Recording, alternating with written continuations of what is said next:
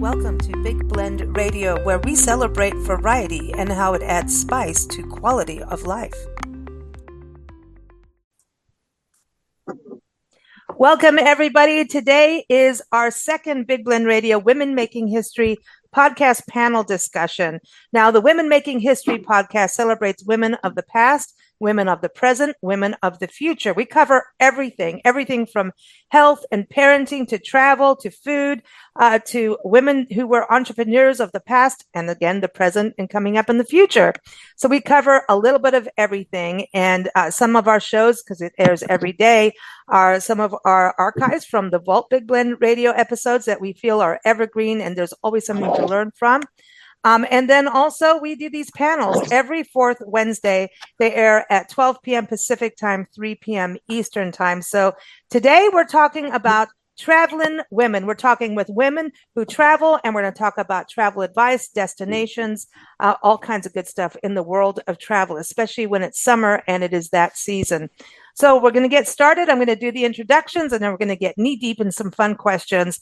I'm going to start off with innkeeper Karen Wilson. Her and her husband Steve own and run the Lion and the Rose Bed and Breakfast, a beautiful Victorian B&B in the heart of Asheville's Montford Historic District. You can go to lion-rose.com.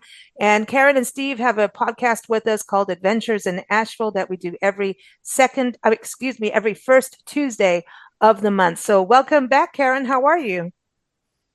I'm good. How about you? Doing good. And everyone, you can go to lion-rose.com. All the website I tell you about on the show, all those episode notes, all those links are listed in the episode notes.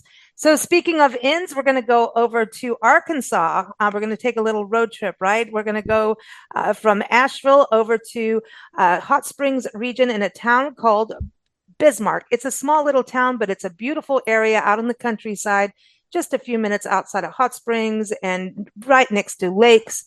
If you want to go digging for diamonds, literally, you can. So we're going to go to speak with Tiffany Bertram. Her and her husband, Bob, own and run Tiffany's Bed and Breakfast on about, 50, 60 acres out in the forest. So welcome back, Tiffany. How are you? Thank you. I'm good. Good to talk to you again. Good to have you back on. You can go to tiffany'sbedandbreakfast.com to learn more. And then from Arkansas, we might as well keep it warm. Let's go to Natchitoches, Louisiana, the oldest settlement in the state. And, we keep going back to these places we're talking about, Nancy and I, on our travels. And Natchitoches is beautiful. It's known for being the filming location of Steel Magnolias and meat pies and good music and amazing people. So we're going to chat with Nicole Connell. See, I just changed her name again. I do it all the time. She comes on our shows every fourth. Was it third? It's every third Tuesday. Nicole is on the show talking about what you can experience in beautiful Natchitoches, Louisiana. And you can go to their website, natchitoches.com. And that is spelled out as NATCHITOCHES.com. So again, links in the episode notes. So welcome back, Nicole. How are you? I'm good. Thanks for having me. You're getting quick on the spelling of Natchitoches, I see. Well, I did. I was taught by a friend, Kelly from Natchitoches, how it just to sing it like Mickey Mouse. Yes. So that's how I do it. But it is a different name, right? Natchitoches, you would expect it to be spelled NACK, ITISH kind of thing, but it's not. We've seen all kinds of spellings. Yeah, it is. But it's definitely worth going to. And Nacogdoches is just down the road too. And that is like the sister city, I was going to say. That is the oldest settlement in the state of Texas. And it's just down the road. So really cool to have the two of you. And I bet people go to the wrong place all the time. They go like, oh, I thought I was going to Louisiana and you ended up in Texas or vice versa. Well, we're gonna fly over to Scotland now. We're all warm out here in America, but we're gonna go to Scotland and bring pet sitter Angela Laws back on the show. Angela is also the community manager of TrustedHouseSitters.com, and as many of you know, as Nancy and I travel full time, we also do a whole lot of pet sitting, and that's what allows us to do these podcasts and get to work and play with animals, which we love. So, welcome back, Angela. How are you? Is she still there? Where did Angela go? She disappeared. Angela, unmute yourself. We'll go back to her. I am so sorry. I'm I- sitting here and I'm coughing and I'm thinking I have to mute myself. So anyway, I'm off mute. I'm well, thank you, Lisa. Lovely to be here, and I would like some warmth in temperature from the United States, if it's possible. Yeah, no, it's cold in Scotland. It's cold. Oh, and you were just in San Diego doing some pet sit, so that's got to be a little bit of a shock, right, to the system. It's a shock in more ways than one. Oh, well, there you go. Everyone, I do want you to know that Angela also has our Pet Connection show with us. She's our co-host, and that airs every third Monday at noon Pacific time. So we've got some fabulous authors coming up. So stay tuned for that. And I want to go on to our next guest now. So we're going to go from Scotland and we're going to fly over to Texas. In fact, we have two ladies from Texas joining us. How cool is that? We're going to chat with Cheryl Ogle, and Cheryl knows about Trusted House Sitters. In fact, I think that's how we met, Cheryl. It is. It is. Cheryl's a travel advisor. Go to heywannago.com, and she's on our show as well every third Wednesday. So welcome back. How are you, Cheryl? Thank you. It's great to be here. And listen, cake, that's the password for Cheryl for anything. It's cake. That sounds funny, but it's true. But good to have you back. And we're going to go south of Cheryl. Cheryl's in Lubbock, Texas, home to Buddy Holly. We got to give them a shout out, Oh, yeah. And we're going to go to Austin, talk about a music city, and we're going to chat with Sharon Kurtz, who is a travel writer and world traveler, and she is on our shows every first Wednesday, and you can keep up with her at SharonKKurtz.com. So welcome back, Sharon. How are you? Thank you, Lisa. Happy to be here and happy to be in such good company. You are in good company. We have a great cast of ladies. See, that's the cast. See, that's the word, Joe. I was going to say we're not talking about who we all are. We're going to go over to Tucson, Arizona from Austin to bring back travel writer and editor Eva Eldridge, who's been on our show for many years. And you can keep up with her at evaeldridge.com. So welcome back, Eva. How's it going over in Tucson? We're a little wet right now, so we're doing very well. That is exciting to hear the desert get some rain. We love that. So this is how good we do about our travels, right? We're going to get back on the road and we're going to go up to Joe Clark. Joe is up in South Carolina. She's feeling that warmth like we are. And Joe is a food, wine travel writer. You can keep up with her at haveglassfultravel.com. She also has a podcast with us every second Sunday at 7 p.m. Eastern time. So welcome back, Joe. How's it going? It's going great, but it's the third Sunday. Is it the third? No, it's the second. It's the second. I know. Sunday's at 7. Yep. See, there it is. Every second Sunday at 7. It's the heat. It's the heat. Yeah. It's 90 here. I'm totally blaming it on the heat. Well, all I know is I'm hit mid-age, so everything's hot. I'm just saying. It's that time, that's time of life. I don't know. We won't go there. We have travel writer and author Katie Walls joining us. You can keep up with her at AmericanRoads.net, also KatieWalls.com for her books. And she is based out of warm Florida. So welcome back, Katie. How are you? And it is warm down here. Our heat index is over. Katie, we lost you there for a second. Uh-oh. She froze up. I think she froze up. She froze up there a little bit. She claims. Yeah, no, I think it's that air. Well, the heat is doing weird things to technology lately, but I'll just go to Linda Ballou. We're going to California, cool down at the coastline. Linda is an author and also a travel writer. You can keep up with her at lostangeladventures.com. She also has her Lost Angel Travel Adventures podcast with us every third Wednesday. So welcome back, Linda. How are you? I am staying cool. I'm staying close to the shores. I'm, not venturing out. I went up to the Ventura Marina yesterday, and it was even hot there, though, I have to say. But, staying cool. Well, good. I'm glad to hear it. We're going to go up to upstate New York. Dr. Diane Dobry is back on the show. She's a travel writer, world traveler, and she just moved from warm Florida up to upstate New York. And you can keep up with her at gettinghungary.com because she knows all things Hungary. So welcome back, Diane. How are you? I'm doing well. Having with an air mattress and a card table and a folding chair, and that's what I have in my house so far. But enjoying the cooler weather. That's good. Well, good luck. It's so, moving is always a big chapter and a big change, and it's exciting, but it's rough. It's always rough. I want to go back to Katie. Katie, you disappeared on us. How are you? Oh, I'm fine. I think my internet connection kind of bopped. We've been having a lot of, I guess, because of the heat. It's bouncing in and out. So if I disappear, that's what happened. Well, I get nervous because you just came back from Kansas when you went to Oz, the museum. Right. I mean, the yellow brick, I might have gotten caught up in that tornado. And that's what I've been writing a lot about. I've been so many places lately. In fact, Hot Springs was a place I just came back from also, since we have a Hot Springs person here. Yeah, Tiffany. Yeah. Yes. And Tiffany, you can really go dig for diamonds around the corner from you, right? Absolutely. The only place in North America where the public can go to a diamond mine. I did, but I didn't find any diamonds. Oh, darn. But I learned a lot about gangsters in Hot Springs, and I'd been there before, but I didn't know all about I'm from New Orleans, so I should know about gangsters, right? Right. You got to know about gangsters if you come from New Orleans. Yeah, and hey, you got New York on the show too, so they got a few of them up there too. I know, Diane. Watch out! So I want to go around. My son's a cop. Oh, well, there you go. Good.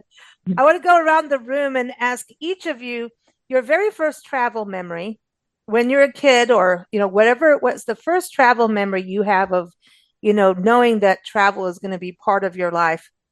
And then also go to the most recent destination that you've been to. And it's kind of interesting because, Diane, you're kind of in your most recent travel right now, right? So would you say that's your most recent travel? A ride, yeah.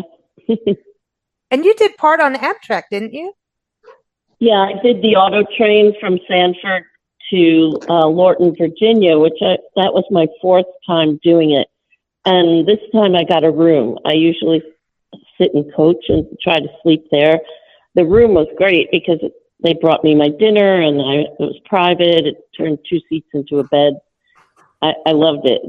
I didn't sleep that well though because of the movement of the train. Well, but at least you're home now. But we got to get our beds and everything in there. That's a good start.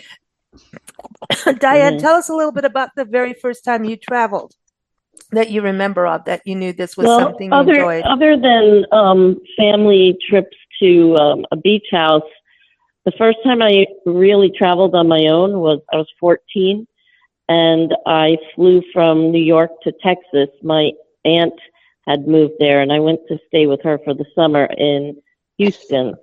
So my father was very nervous about me flying alone, and I was nervous about being on a plane, but I apparently got over that. Exactly. And then she moved over to Hungary. So that's a whole story. Linda right. Ballou, what about you? When was your first memory, do you think? All right. So in my latest book, Lost Angel Unleashed, the first story is about the fact when I was living in Haines, Alaska, and when I came home from school at 14, my boxes were packed, and my father had a bush pilot warmed up on the airport to get me out of Haines, Alaska, because I was having a fling with a boy that he took objection to. So I was, on a bush plane in just me and this bush pilot in turbulent weather, and by dropping so much, my head hit the ceiling, and so on. The story goes on that through it, I learned that I love to travel. It all became very exciting for me, because then the next thing I was on a jet, and I was being waited on by pretty stewardesses, and I was like, I was like a glamour girl, and I went, oh, I love this. This is all so much fun. Of course, there was some trauma involved with it, but it actually, when looking back, I was projected to become a travel writer, without my knowing it in that initial first flight. So that's a like a big eye opener, right? And that's like, it's, throw in there. Nancy talks about how she learned how to swim. Her dad took her to the end of the pier, and she lived out in LA, and just threw her in. That's the traditional way. I know. Back in the day, that's how things were done. No That's helicopter parenting then. Right. Sink or swim. Sink or swim. Exactly. Linda, where was the last destination for you? Well, I just came home from Costa Rica, as you know, Lisa, and it was absolutely fabulous. And I had a 13-day trip with Overseas Adventure Travel, a company that I can't recommend enough. It's geared towards people over 55. So they go at a nice pace, but you get to go river rafting and mild hiking in the jungle, in the forest, and so on. Just it was just absolutely wonderful, and I'm so glad I was able to go. That's awesome. Now, Katie, going over to Kathleen Walls, tell us about your first, because here she is raised in New Orleans, right? Now, a destination for a lot of us that we get to go to this year. Tell us about your first memory of travel. Well, every year we were little kids. We would go from New Orleans. My mom and dad would get a 2-week vacation, and we'd drive over to Gulfport and stay there and go to Gulfport and Biloxi. That was before Kaiser. And my brother Jerry, who was 3 years younger than me, so I was probably maybe 10 or so when I first started really remembering the trips. And one of the things we loved, that was before the interstates, and they had Highway 90, and we going through Highway 90, and my dad would stop at a gas station to get gas, and Jerry and I looked, they got an outhouse, and we were all so excited and happy to use the outhouse, and I don't think our parents were, but it was a big deal, because we didn't know about our houses in New Orleans. Wow. And it was so funny because we would stay back in the day, that was the little cheap tourist cabins, and they had these really, really, and I'm not sure about their reputation, but I know my mom brought fresh sheets and changed them, and we would have to rent two rooms. And one of the things, my brother and I, when my mom and dad were taking a nap in one of the rooms, Jerry and I got in the other room, and we accidentally locked ourselves in the closet. So we spent about an hour in the closet, couldn't get out. But we had fun. And she's been traveling ever since, because she's like, don't lock me in, don't fence me in, The beach, and that was what the big thing we were going for, was the beach.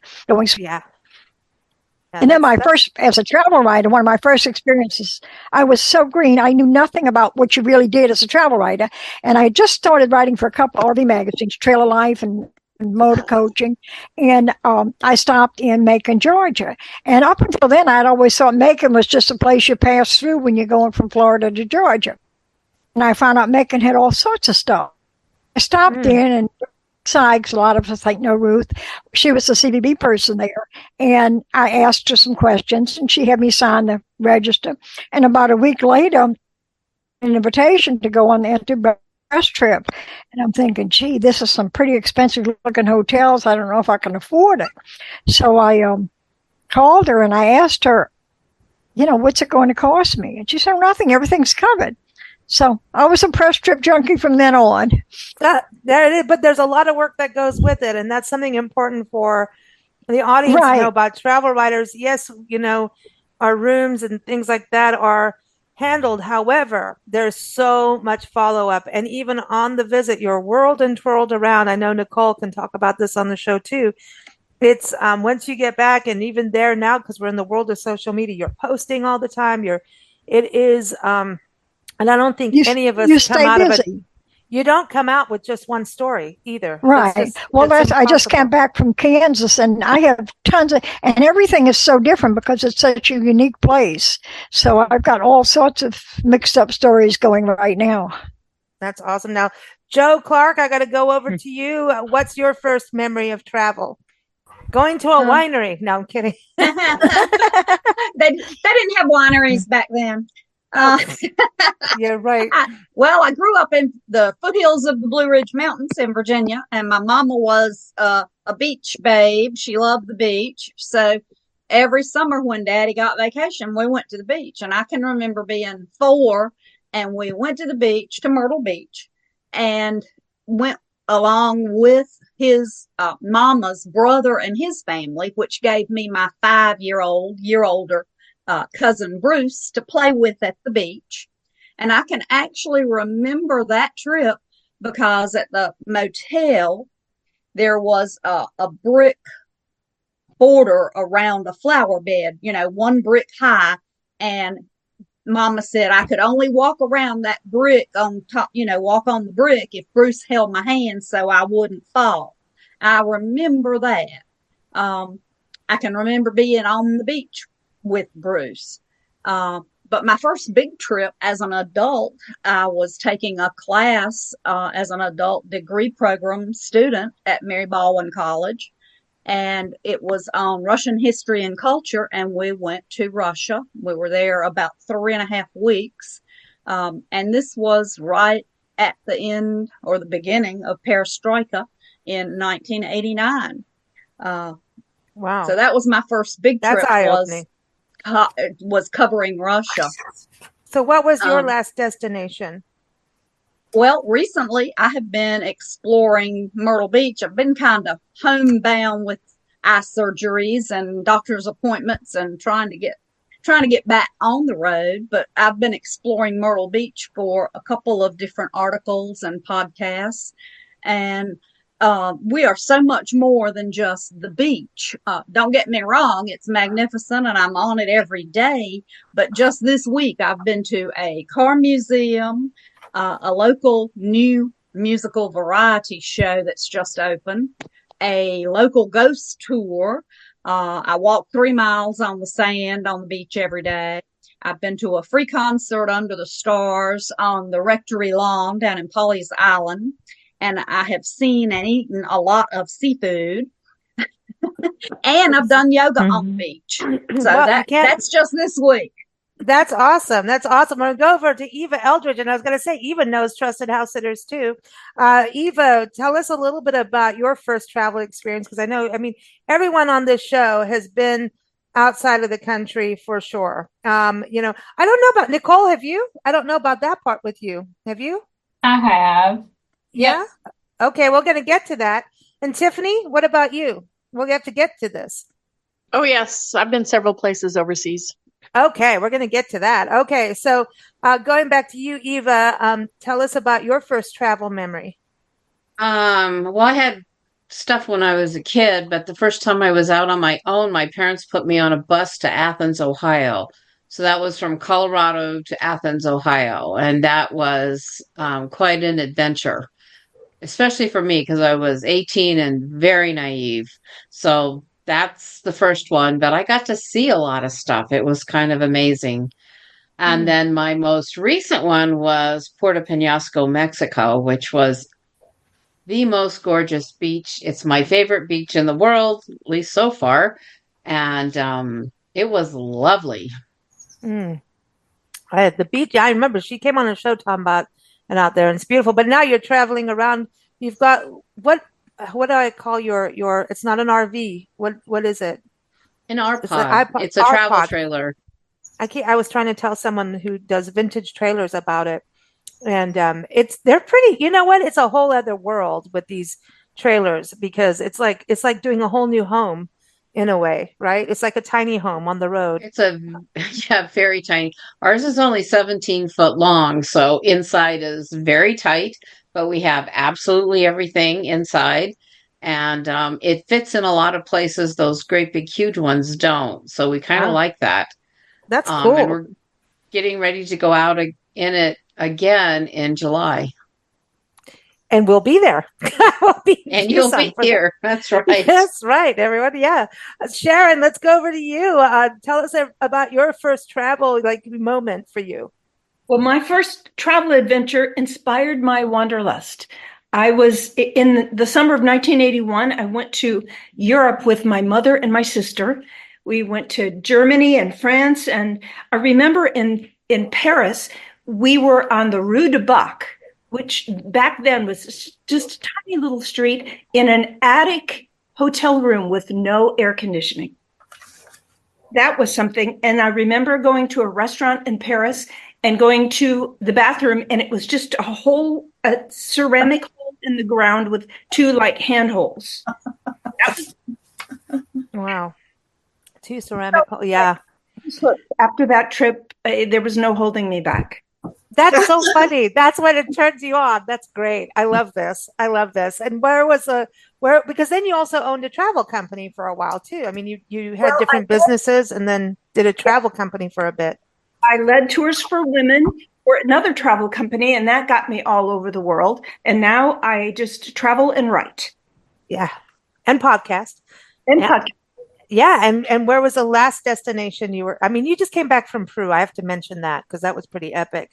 Yes, I had very big trips earlier in the year to Peru and to Slovenia and Austria. But I just got home from Montana, Glacier National Park, where I learned to fly fish. Did you catch anything? I did. I caught a cutthroat trout, and it had a lot of fight. That thing about knocked me out of the boat. Wow. You go, girl, though. I mean, come on. That's some woman power right there. I mean, I have no idea about fishing. I don't eat fish, but like power to you. But Cheryl, let's go to you. Cheryl Ogle, again, everyone. Hey, want to go travel and follow her on Facebook. She does great. I mean, all the ladies here that travel, that a lot of them put it up on Facebook and Instagram. So I encourage when you go to their website, check it out. But Cheryl, tell us about your travel journey, because I think it's amazing, that what you've done over the years in travel and helped so many people travel. Well, what's sad, it's kind of embarrassing, is that I came from pretty humble travel beginnings where our family, we went to our ranch in the hill country of Texas, or we went to South Padre Island every summer. And other than a few trips to Colorado and northern New Mexico, we didn't travel as a family. There were 5 of us, and the money, the effort, the energy, I can't imagine why our parents wouldn't take us on a plane, So I didn't do any great travel, but I have amazing memories of South Padre Island in the 60s and 70s when there was nobody there. It was fabulous. But my paternal grandparents traveled significantly. And so I thought that when you're old and rich, you can travel, do big trips. But, I'm getting old by the minute, but I'm not getting rich by the minute. But I've learned that you don't have to be old and rich to have those adventures. So what was that first moment for you beyond Padre Island when you stepped out, like did the international travel? Because I know you lived in, Central California for a while, raised your family, but what was that moment when you actually broke free? My first trip to Europe, we went to Italy and Spain, and I could not wait to get home. I'm serious. We got off the ground back in California and we went to In-N-Out and had double doubles and said, oh, thank goodness for cheeseburgers. I mean, we were exhausted because we were young, we were green, we didn't know what we were doing. And so that also has helped me and helped shape my business, is preparing people a little more than what we were prepared. And now, I can't get enough of it. If I don't have a trip to Europe planned in the next few months, I get a little funny. And my last trip, as you know, was a month in the UK. So I just like to be on the go now. Yeah, do what you can. You always say we're going to sleep when we die. That's every time we talk. We always like sleep when you die. But then we all get a little burnout here and there. But yeah. So the UK, and you went all over in the UK, and of course, you saw Rod Stewart. I did end the trip with a Rod Stewart concert in Ireland. So, but no, I covered a lot of ground, spent a lot of time in London, which is my favorite city, and cruised to the Norwegian fjords, took a short cruise to France to see the beaches of Normandy. And then, like I said, I was with 2 different friends. And so a lot of time in London and then a few days in Dublin. So it was a great time. It's awesome. It's awesome. I'm going to go over to Angela over in Scotland, and she's done a lot of travel as a pet sitter, but I want to hear from Angela what got her started in all of this. Angela, are you there? I am indeed. Yeah, Lisa. she's there. Knock, knock. Yeah. It's great hearing everybody's stories.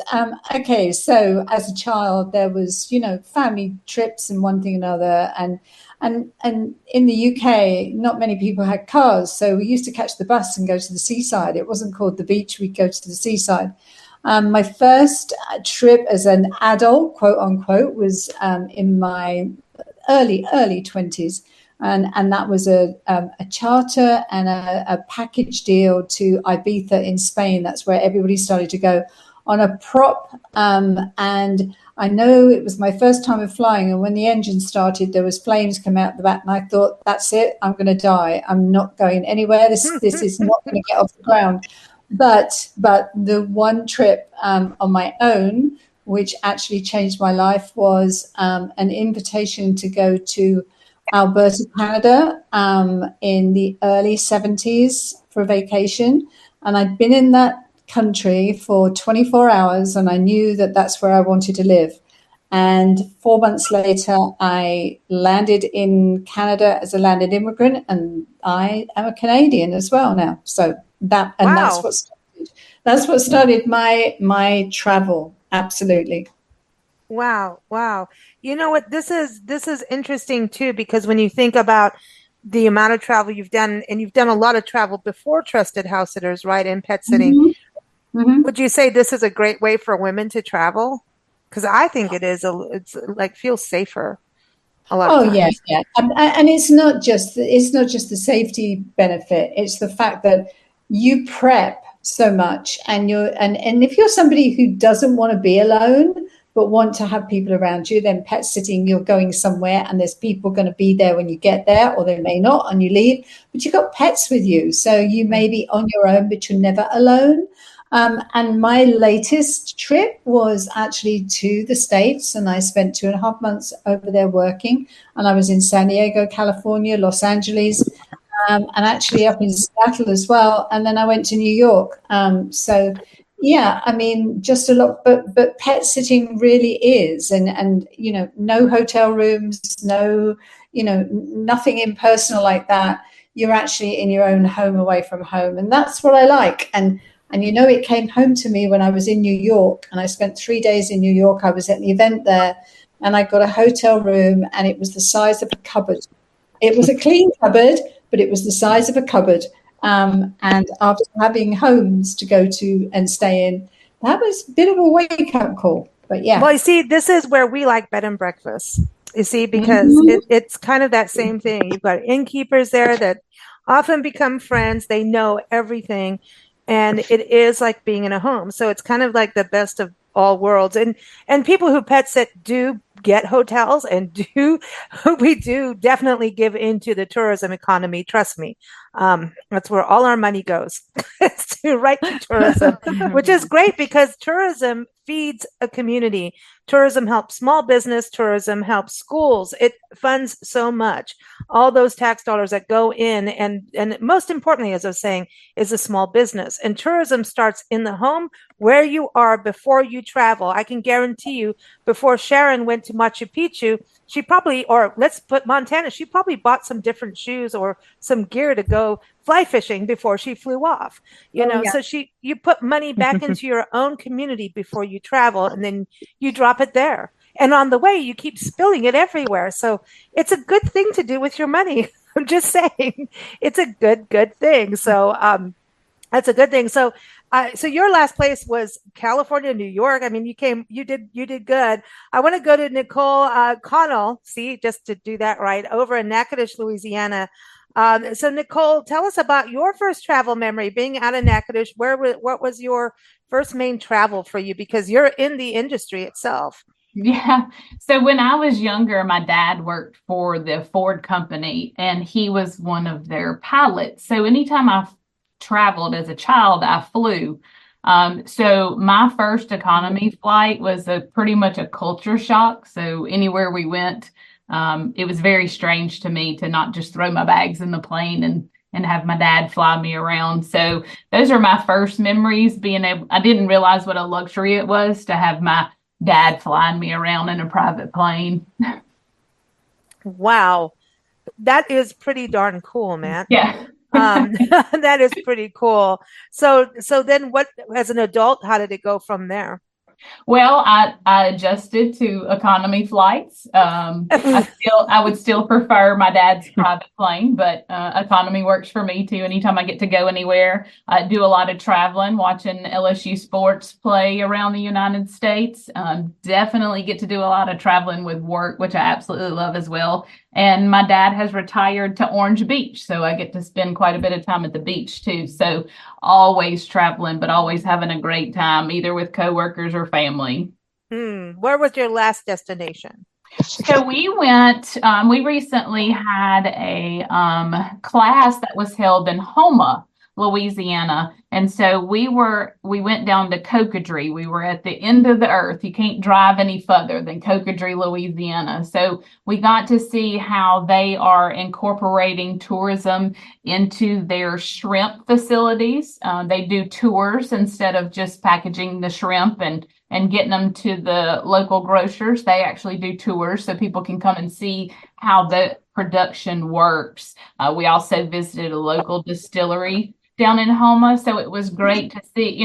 South Louisiana people are just tons of fun. If you've never been around any, I highly suggest that you add that to your bucket list. It's always a good time in South Louisiana, whether they're working in their shrimp factory or they're working at their distillery. So it was a great time while we got to learn more about their way of life. So it's a great trip. That's cool. That's cool. We've been there. It's awesome. Louisiana is an awesome state, for sure. I want to get back into also, we're going to talk some destinations for women, but I want to move on up to Tiffany over at Tiffany's Bed and Breakfast. Yeah, I mean, you've been in the hotel and hospitality industry for a lot of your life, right, Tiffany? Quite a bit of it, yes. Yeah. So what started that? I mean, was it a travel experience? It was. What got me into that was my aunt took me on a tour of Alaska right before I started high school. And I just decided then that I just wanted to be in travel in some way.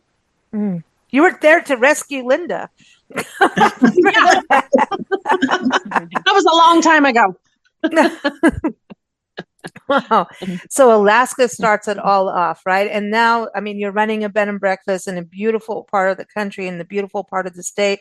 Where was your last destination? Last destination wasn't all that exciting, but it was back home to Western Kansas for a quick trip. And what about the international travel you talked of? You mentioned that you'd done some. That was probably also one of the leading reasons for me to get into travel. When I was in high school, I was part of a band and choir that toured 7 countries in Europe. And then Bob and I have been to Belize 3 times. I went back to Italy and France once. So yeah, I've made use of my passport. Yeah, and being an innkeeper, you get to meet people from around the world too, right? So that's the other part of it. We get to travel vicariously through our guests now, which is fabulous. Yeah. Nicole, does that happen over in Natchitoches at the tourism bureau? You guys get a lot of international because you've got such a diverse cultural, you got a gumbo of people that live in Natchitoches and come from Natchitoches. We do. We have seen a large increase in our international travelers lately, which we love. We love for them to come in and hear their stories. As you're well aware, our executive director is retiring, and in her packing up and cleaning out, she found boxes of French newspapers. So we have had fun giving those to our French-speaking tourists that come in, and they tell us what's in the newspaper. And so it's been a really cool way to interact with our international guests. That's awesome. That's awesome. I want to go over to Asheville, North Carolina, to Karen with the Lion and the Rose Bed and Breakfast. Welcome back, Karen. Tell us about your first travel memory. Well, my family didn't do a lot of traveling, but I grew up in Buffalo, so several times a year we would go to Niagara Falls. And I think that's probably why I'm so attracted to waterfalls. Even to this day, I'm just obsessed with waterfalls. She's always chasing waterfalls. Yep. My first international trip was to the Bahamas, and that really hooked me on just exploring different cultures and food. And I've now been lucky to have been in 47 different countries. So very well traveled, very happy. Yeah, you and Steve do a lot really for nature, right? Really looking for wildlife. Mm-hmm. Yeah, absolutely. Most of our travels have always been related to nature and wildlife.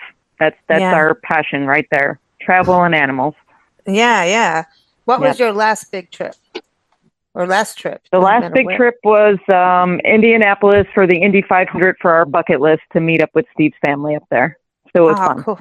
That was cool. That's cool. Yeah. And being in a bed and breakfast, do you get a lot of international people at the end?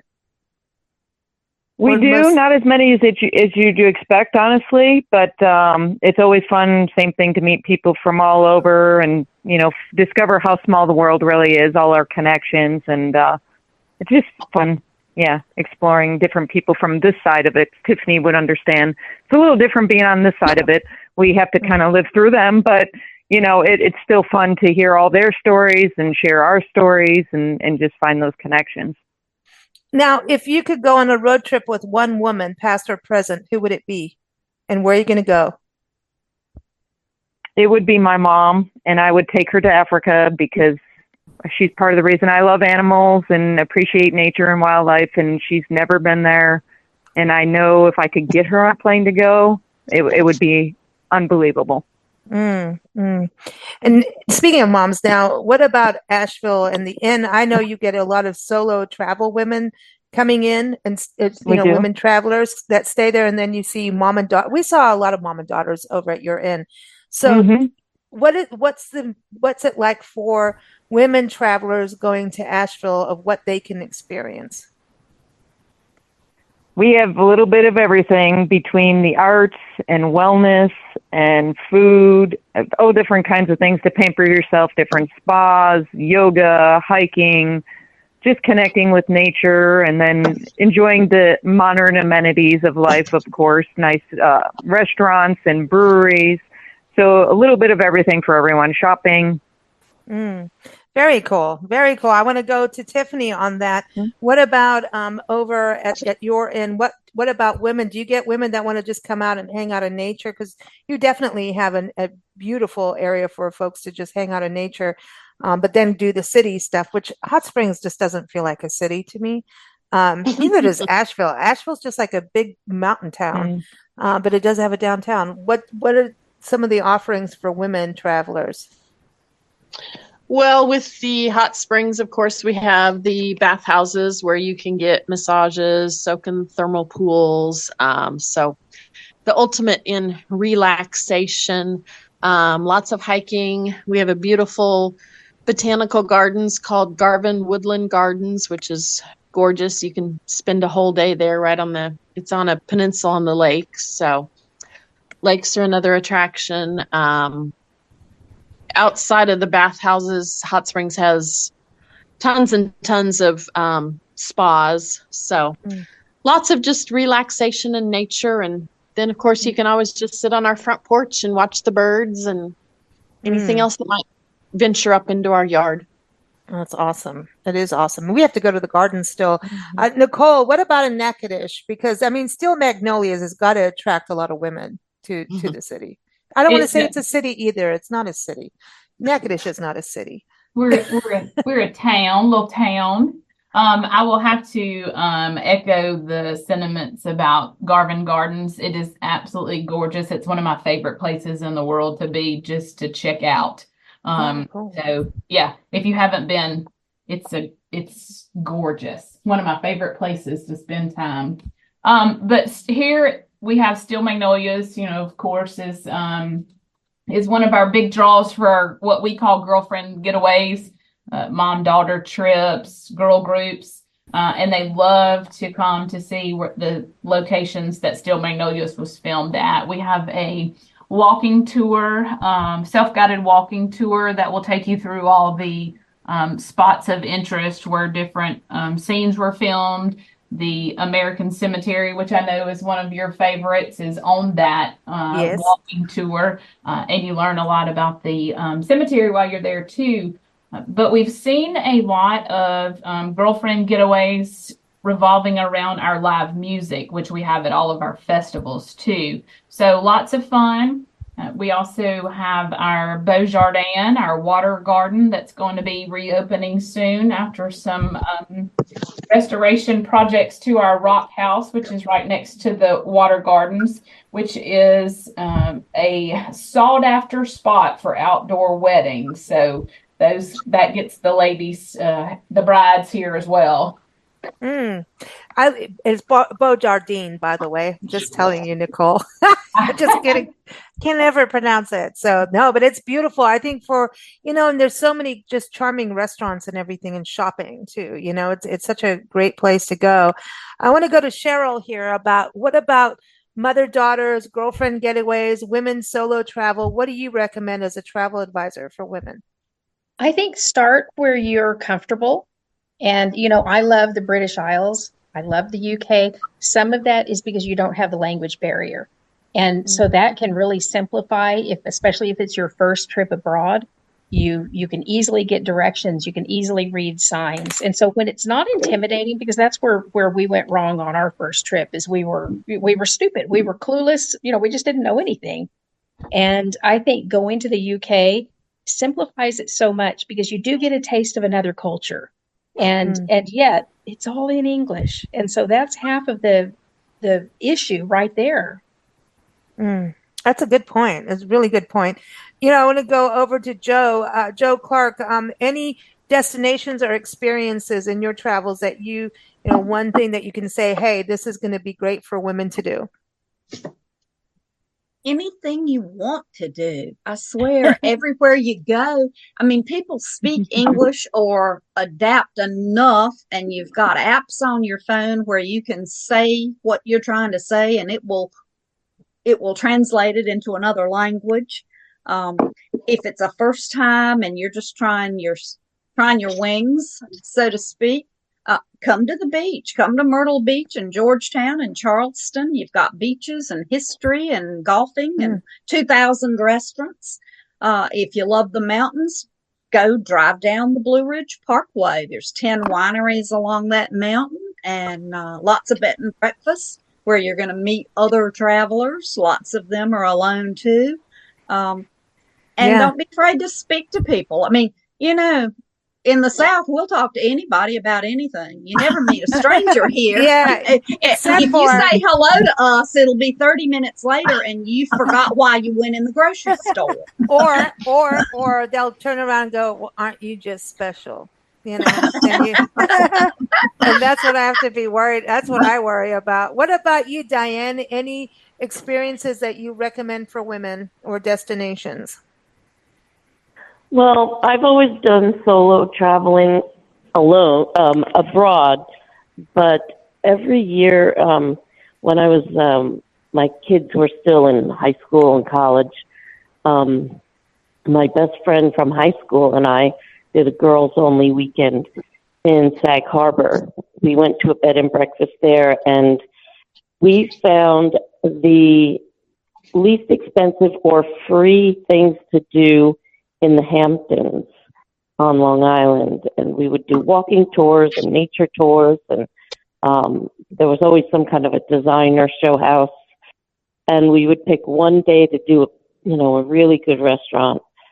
But other days we would just go to a little dockside bagel shop. And we'd sit by the docks in Sag Harbor where the yachts would pull in. And we'd watch at night because you could see inside, and you'd see the servants putting out the dinner on the table, and it was exciting because you'd see boats on these yachts and helicopters attached to them. So it was just kind of observing the other the better side of life, the luxurious side of life. Oh, the muckety mucks. That's it. Yeah.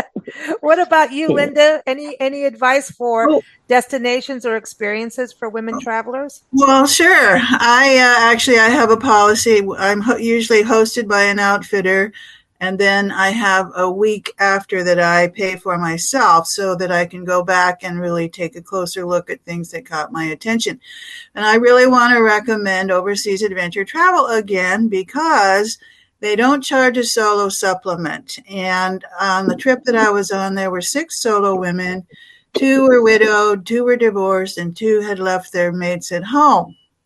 And so it's very comfortable on their trips for solo women. And I just think it was really fun. I clicked with this one woman that was on the trip, and we were giggling like teenagers through the whole thing. And it was really sweet to meet some new people and spend a really quality time with them. So, but then afterwards, because I am kind of a loner, I do take a week on my own, and then I can chill and go at a slower pace. I can take notes, I can write, I can reflect. And I love traveling solo. It is. There's something about that. It really you grow as an individual by doing that. I know that Karen, you've got to go because I know you have guests. I don't want to push you off the show, but I know you have guests checking in. So it's been fun having you here. Any tip that you can share, travel tip for a woman before you go? Do you have any The tips? travel writers would know on that one better than me. I mean, we have people from all different kinds that pack nice and tight, and then there's others that bring the whole house. So I just want people to be comfortable. That's awesome. Well, thanks so much. And everyone, lion-rose.com is the way to go. But I'm going to tell you, they have stairs but there's Steve and he can pick suitcases up. He's big. He can do it. Yeah. She pushed him into a waterfall yesterday, right? You threw him in the water. No, into a swimming hole. Yeah, we did. We went to a swimming hole yesterday. Yeah. Oh, thanks so much, Karen. It's always fun having you on the show. Thanks for having me. Talk soon. Great talking to y'all. Thank you. Thanks. Bye. Bye-bye. Bye. Angela, I want to go to you on this about, experiences for women. And do you have any advice on that of experiences or destinations?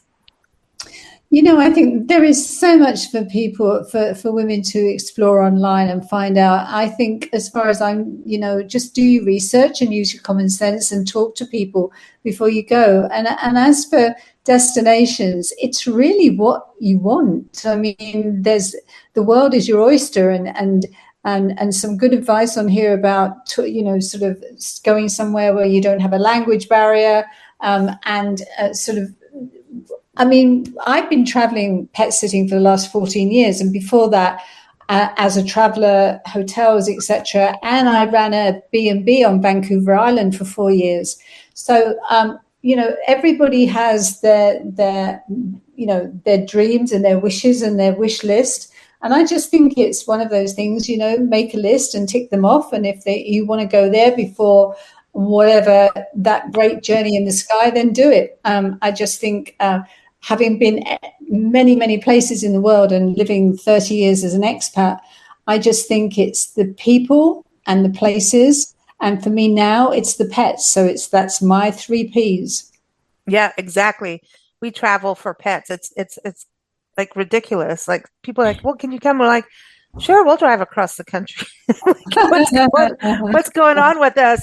Speaking of that, Eva, any experiences or destinations you want to recommend for women? Well, as they said, if you're going to Europe, England is great, but I went to New Zealand and I spent time in New Zealand by myself. I did travel with a friend, but she left early, and I was in love with New Zealand. I probably still am. It was a beautiful country, and it was very easy to travel because they do speak English in a way. The accent got to us sometimes. We couldn't understand them, but you can get by pretty easily. It was great there. Cool. And in the country, I travel all over the United States in my little car. As you know, you've met me in Asheville. Yeah, that's right.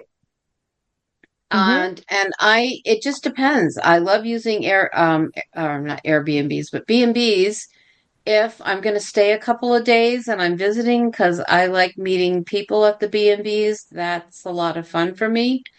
But a lot of times I'm just in a hotel because I'm there for, 8 hours and I'm gone again. It's just using common sense. Use your common sense and take your time and research your route. I like driving back roads, so and if I want to stop somewhere, I kind of plan that out. Mm. So Keep your eyes open. Yeah, just keep your eyes I've open. I've driven to Canada. I've driven to the East Coast. I've driven to the West Coast. I've driven. Mexico. Well, I drove, but Jeff was with me. I've been with people every time I go to Mexico. I haven't done that by myself yet. I Not have that I a ton. wouldn't. Not I've that I done a wouldn't. ton of Mexico driving. The first time I went in on my own, we went there once, and the second time we went in, and I was supposed to follow someone, and they just carried going because they knew where they were going. And all I was going was south of Ensenada. There was no real map on where we're going. I had to go by memory. Right. And I ended up in rush hour traffic in downtown Tijuana at the the circle down there. Oh my God. And I swear to God, it's like 2 cars per like lane. And it was insane. Like, and I didn't speak not a lick of Spanish. I mean, I just was fresh out of Africa, man. But then I was like, well, this is like home, this feels kind of normal. And I was just like, so just keep going. So I kept going round and round until I could find a way to get off of the circle without getting myself really in trouble because of all the one-way streets, which I hate. I think they should get rid of one-way streets completely. But then next thing you know, I just drove into a car shop. And by the way, if you ever need your car done, go to Mexico. It's fantastic. But I went in, I couldn't speak anything. And I'm like, Ensenada, Ensenada. And they just pointed and I just went and I got myself. I do not know, but all I know is sometimes GPS is probably not your best friend because you don't have the lay of the land. But when you're traveling, if you can remember landmarks wherever you're going, even as a safety thing, because you never know, look at where you're driving and keep as many landmarks as you can. I swear to God, it was those landmarks that got me to where it was supposed to be at some friend's house on the beach in the middle of south of Ensenada, out in the countryside on the beach. I have no idea how I did it. So it's possible. It's possible. These days we're a lot more fortunate that we have things like Google Maps and and portable map systems that we can look at on our phones, which I use extensively. And I don't know. I just think I know a lot of people. I know a lot of women who will not go anywhere in their car by themselves, and I live for that. Yeah. Yeah. I want to go to Sharon. Any recommendations of experiences or advice or, destinations for women? Yes, I have an idea for women for a solo adventure.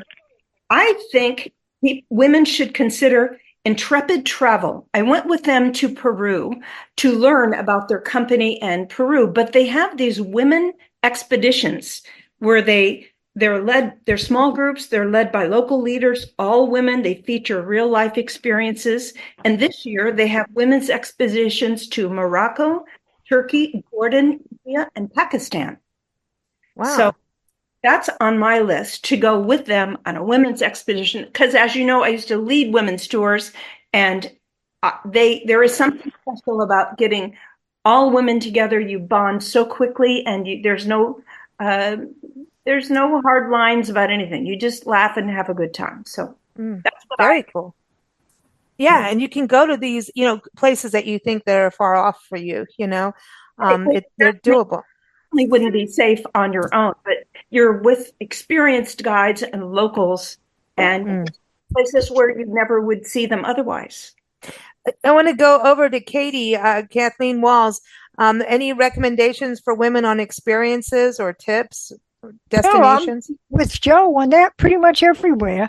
Most of my travels in the U.S., but I have found a time when I was in Jordan and I packed a cheap phone cup thing to charge my phone and it wasn't working. And we had about an hour in Petra and I'm walking through this almost between like a flea market, little bitty tiny shops. And every one of those people spoke English. Every one of them tried to help me. I'd go in and ask if they had the phone charger that I needed. One gentleman said no. He offered to call a cab for me, and I didn't have the time. Finally went to this one gentleman, and he had one hooked up with his own phone. And he said he didn't sell them, but he would sell me that one. And he sold it to me. I forget exactly how much, but probably the normal price. He didn't gouge me or anything. It was very reasonable. And I mean, I think how many people in the United States would help a wandering area of tourists going through there asking questions about that? They'd have just sort of blown them off. And these people, every shop I went into was very kind and nice. One point I will say, when you're traveling alone, and you're in a place, I was back in New Orleans, and I was going to the St. Louis Cemetery. It was before they had the group tours.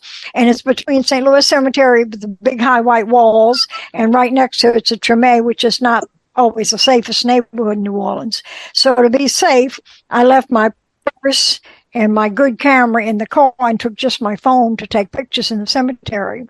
But what I forgot was I locked my keys in the car. So then I had to come out, get down on my butt, crawl underneath it to find my spare key hanging from under the car. So if you're going to be safe and lock things up, be sure you take your keys with you. Yeah. I would always say there's a couple of things we've learned. We had Ernie Bettino on our show for many years. He's a retired FBI agent. And he would come on shows and say, look, when you're, as women, especially young girls, you'd come on especially over spring break. And sometimes that's the first trip for young women, and we've done shows on it, and it's still, the one show we did was really the horrors of it. And I would actually ask parents to take a good look at what's happening to young girls going to these big parties out, and not knocking Florida, but some of that stuff is bad. That happens, and that's not necessarily the first way you want to go out on your travels. And he talks about the buddy system. If you're traveling solo, you actually have, I think sometimes when you're traveling solo, you have your wits around you even more than you do when you're with someone.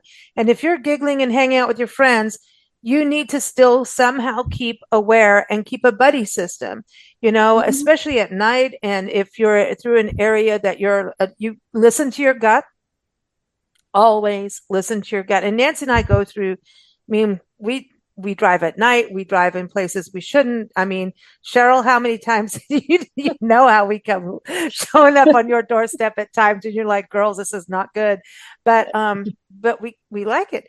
But it's watching each other's back. If you have to, like, we go to rest areas on our way on our cross country trips, we go together. You be aware. And so buddy system, if you're traveling, and always kind of have that conversation of just don't let your friend go down the street in the dark to a bathroom somewhere. Go together, watch, especially if it's unfamiliar territory. So, cities are the worst, but the small towns, they're friendly. But just always have your wits about you. And it's really cool to learn how to do that, to be aware. That's part of travel, is to be aware and just aware of what's going on and experience it. So closing on that, and listen, packing, I think we all know, pack less is more, right? Have the experience. The experience should be big, the packing less.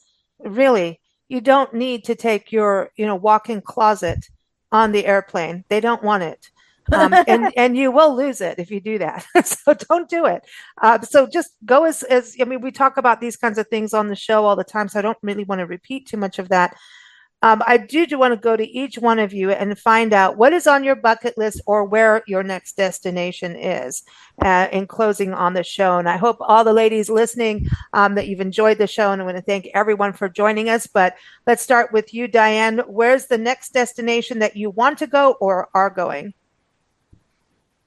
Well, for this year, since I moved to upstate New York, I'm going to explore New York State. Even though I'm a native New Yorker, there's a lot of places I haven't seen yet. And if it's abroad, I'm curious about going to Slovenia. I've heard it's beautiful, and it's on the edge of Hungary, so it wouldn't be hard for me to get there. Do you want to answer that, Sharon? Because you just came back from Slovenia. Go to Slovenia. It is amazing country, small, but 60% green, more than any other European destination. It's just beautiful. Wow, that's amazing. Hey, and I want to tell you, Diane, we just got some of our ancestry information, and we truly are from Hungary. Just so you know, on our Yay. Nancy's paternal side. Yeah, well, it's checkered, so we'll find out more. But I don't know. We're gonna. I don't You know. should do a show on Hungary.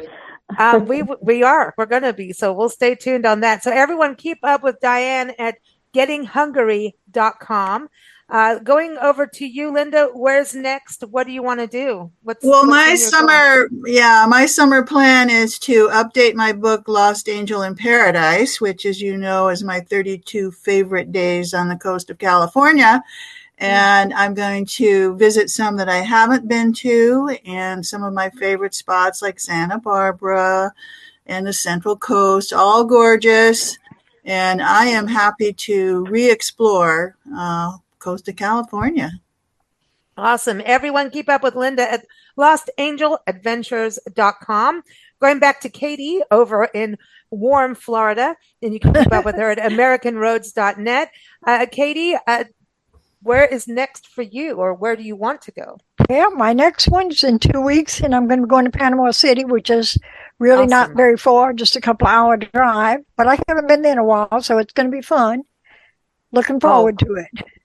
Yeah, Panama City is beautiful. Pensacola, Panama City. It is. We used to live in both places. It's awesome. And the coast is, yeah, you can't beat it. We're going to be doing a lot of water stuff. Oh, cool. Dolphins. Especially in this time of year, it's going to be really nice. Exactly. I know. We're going out to Ship Island and Shell Island. I'm sorry. And no, it's going to be fun. That is awesome. Look for some dolphins.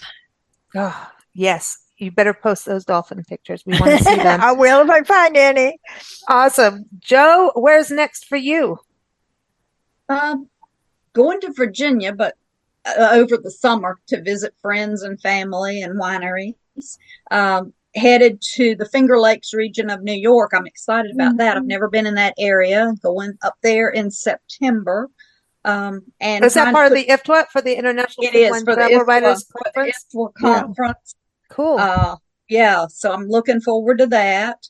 And I think still trying to put together that Greece trip that was supposed to have happened in April and May and has gotten continually pushed off. So I'm hoping that happens this fall. Working on that. Katie, are you going to the conference? Yes, I am. Awesome. I've got my post trip already set too for the endless mountains in Pennsylvania. Still hoping on a pre-trip. Also, and everyone listening in, IFTWA is the International Food Wine Travel Writers Association, an amazing organization. We do 3 shows a month with them and travel writers and the destinations. And they have a conference coming up in September up in the Finger Lakes region, Corning, New York, where the Corning glass, oh my gosh, Corning glass, you can go there. It is an amazing area. And it's also an awesome organization. So I want to give them a shout out, especially for women traveling and writing and, photographers. It's ifwtwa.org. And also organizations that are connected with travel and tourism. This is a fantastic organization for you to be part of, a destination, whether you're a winery, all those, anybody in the world of tourism, food and wine should be part of it. Diane, you're going, right? You're going to be up there. You're right in the heart of I already have one media trip to Chautauqua, and I'm hoping for another media trip, pre-trip. Okay, cool. And speaking of, Sharon, are you going? Yes, I am. Cool. So this is everyone on the show, like half the people on the show are having a party upstate New York. We're going to have to follow you all. Sharon, where's next for you? Where are you going next? I've got 2 back-to-back media trips. The first is to Oakland, California. It's a cultural melting pot, and it's got rich arts and music scene. And then I'm going to North Lake Tahoe, where we'll stay in the historic Thunderbird Lodge. I can't wait for this Oakland trip because you're doing the cannabis trail, and I want to see how your posts come out on social media. I'm a cannabis virgin, but I might not be for long after the. I'm watching. I want to see what happens. I want to see how your posts come out. I want to see what happens. Okay. That's going to be funny to follow up on. Eva, where's your next destination or a destination that you want to go to? My next destination is going to be Gunnison, Colorado, where I'm Awesome. graduating from a graduate program at Western Colorado University. And then on my bucket list is to go to Europe. I've been to Scotland, but that's it. I want to fly into one end of the Europe area and fly out the other and travel throughout. So I really want to do that before I'm not able to walk. Yeah, no, we all got to do our travels, man. And here's a tip. Don't wait till you're retired. How about that? In the world of remote work, things are possible, and you can work towards your goals too. So, Cheryl, isn't that true? Do you get a lot of people that are remote workers that travel that you Yes, work but with? and I'm one of them because I work on every trip. But more and more, I'm trying to block out some days so that I don't have to go run, and sightsee and then spend my evenings at my computer. Yeah. I want more pleasure time. So Yeah. And you know what? The more running we do, the more cake we eat. And that's not always good, but we can still have our cake and eat it. Where's your next destination? I'm going to California to love on grandbabies. Ah. And while I love going to Europe, there's nothing better than hanging out with the grandkids and my adult kids too, but really those grandbabies. But in December, I guess my next big trip is December. I'm escorting a group. I think there's 14 or 16 of us, and we'll be doing a river cruise on the Rhine from Cologne to see the German Christmas markets, and then a little time in London, of course. And so, so everyone should go to your website for that if they want to sign up, right? Or is there still room? Come on. Okay. HeyWannaGo.com. Also keep up with Sharon at SharonKKurtz.com. Eva at EvaEldridge.com. Joe is at HaveGlassWillTravel.com. Everyone's websites are listed in there. Angela, where's your next pet sit? I just want to see where you're going next. Or maybe you're not pet sitting. That would be odd. No, I am. My immediate one is, my next one is down in Brighton. So that's way down south from here. On the coast down in Brighton in Sussex. Then I've got 3 weeks in London with a cat that I first sat 14 years ago. This is my 14th year with her. She was 6 months old when I first looked after her. She's now 14. And that's a beautiful home. But I've got a big trip planned in January and February of next year. I'm going to Australia and New Zealand for 2.5 months. And New Zealand is the place I want to go back to because it reminds me so much of home. And when I'm talking about home, I'm talking Canada. If you've never been to New Zealand, go to Canada because you will have been to the same country, but it's much smaller. And another thing too is if anybody hasn't been to Canada and you're in the States, please, please, please, please go. Vancouver Island is as big as as big as England, and it is the most amazing place. But then, Canada is home. So so to answer your question briefly, Brighton and then London. Brighton for a puppy, a Labrador. He's 7 months old, so I'm going to have my work cut out, and then a cat in London. That's it. See, this is a whole other way of travel. Everyone, that's trustedhousesitters.com. It's not pet sitting for money, just so you know. It is about an exchange between fellow travelers and animal and pet lovers, and it's very awesome. Also going over to Nicole over in Natchitoches, and you can go to NATCHITOCHES.com, or I could sing it for you. But Nicole, where's next for you? Are you going to go get a meat pie next door? Yeah, on the daily. One thing I'm looking forward to in August, I'm hosting some travel writers from Canada and the UK. So I'm excited to take them out to Melrose. The women empowerment story that you can find out at Melrose Plantation is always exciting to share with our travelers. But next up, personally for me, my daughter and I are going on a girls' trip. We are going to watch LSU play USC in the Rose Bowl Labor Day weekend. So 2 girls, huge football fans, huge LSU fans.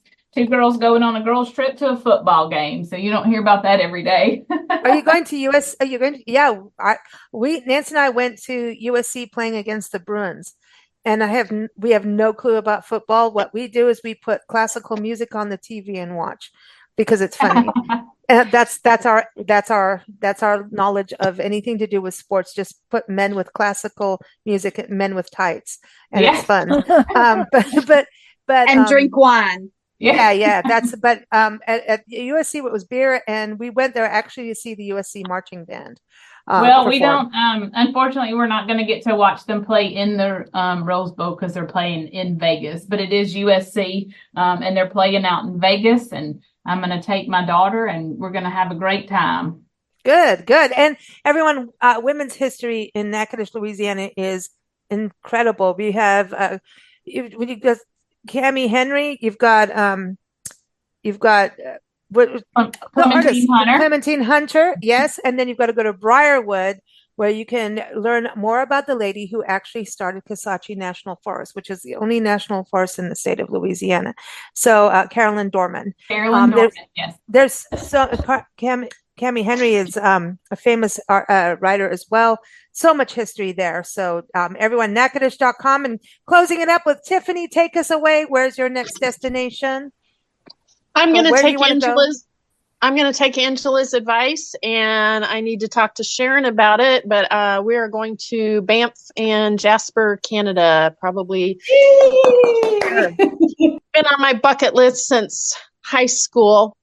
And after that, I want to come see Angela because I have a pen pal from St. Andrews, Scotland since second grade. So that's been on my bucket list for a long time too.